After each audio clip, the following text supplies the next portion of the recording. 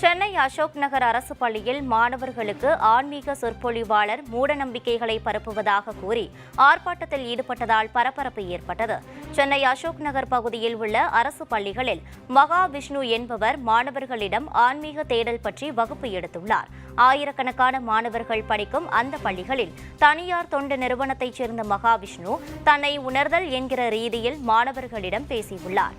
அவர் பேசிக் கொண்டிருக்கும் போதே அப்பள்ளியின் ஆசிரியர் இதற்கு எதிர்ப்பு தெரிவித்து அரசு பள்ளியில் ஆன்மீகத்தை பற்றி போதிக்கிறீர்கள் என்று கூறி வாக்குவாதத்தில் ஈடுபட்டதால் பரபரப்பு ஏற்பட்டது.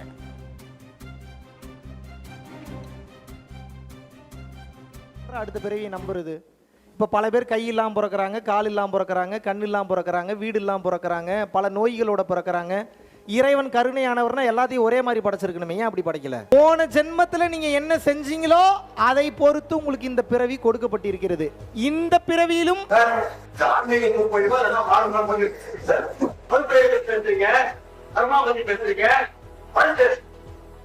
What is your problem?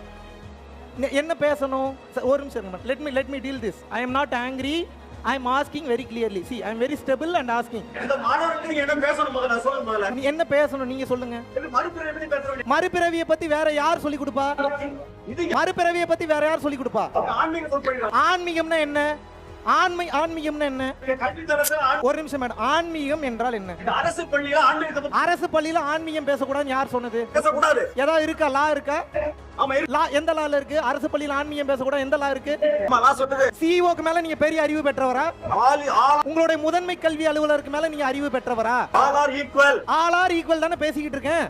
பாவ புண்ணியத்தை பற்றி ஒருவனுக்கு போதிக்காமல் ஒருவனுக்கு வாழ்வியலை எப்படி போதிக்க முடியும்?